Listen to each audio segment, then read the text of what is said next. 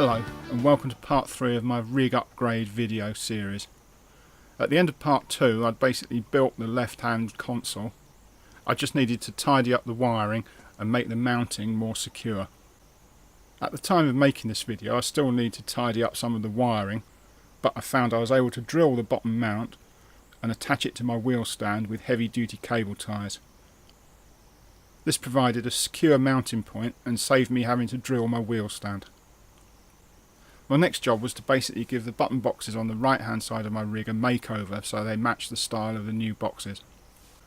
Once this was done, I was able to move on with creating the full cockpit effect. I took some basic measurements of my rig and cut out a board from 4mm ply that was going to form the top of the dashboard. I took this board back to my rig and marked out where it needed trimming. I repeated this process a few times until I got the top of the dash the shape I wanted and got it sitting properly on top of the button boxes. You can see even at this stage we're starting to get that closed in effect that I wanted from the dashboard. More details are added to the board. One, to stop light getting in the back of the dash from the monitors, and two, to provide places to mount the LED lights. After a few more trips backwards and forwards I was finally happy with the board and I was able to spray it up in matte black prior to its first proper test fitting. Photographing mostly black things in a mostly dark room is a bit challenging sometimes, so here are a couple of shots of the fitted board with alternative lighting. Now it was time to think about adding the LED lighting to my dash. I didn't want any glare from the light going directly in my face, so I used plywood and craft card to make sure that my eyes would be shielded from the LED lighting once it was fitted. I bought 4 strips of 50/50 LEDs, as you can see here, and a 6-watt power supply to run them. It's worth mentioning that I bought a cheap power supply online and it didn't come with a UK mains cable.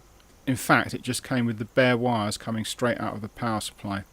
This means I had to build it into a box myself and fit a proper UK mains lead. If you're not happy doing this yourself, it's worth checking that you're buying a power supply with the proper mains cable for your country. I have plans to add more features to my LED lighting at a later stage, so I wired it all up with connector blocks to make it flexible in future. Finally I was in a position where I could fit my LED strips into my dash.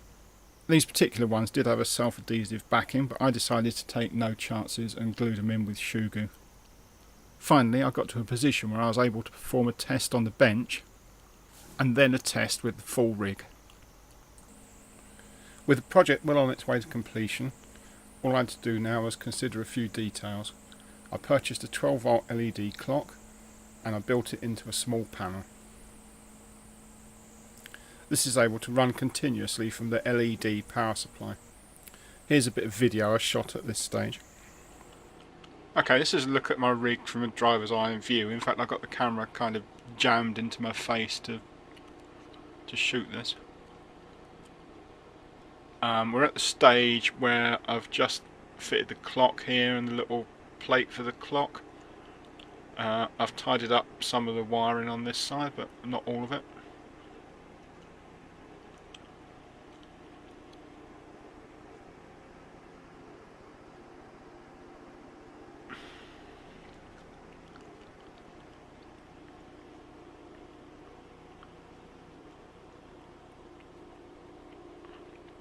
But we're pretty much getting there. All that really remains to be done is to make a couple of little plates to hide some of the wiring and then cover the top in carbon vinyl, and it'll all be done as far as I'm concerned.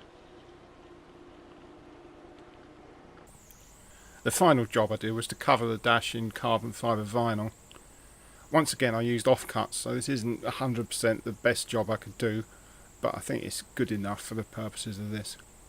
Maybe in the new year, if I get a bit of time, I'll revisit this and improve it slightly, but on the whole I'm happy with how it's turned out. Thanks for watching, and I'll see you on the track or in my next video.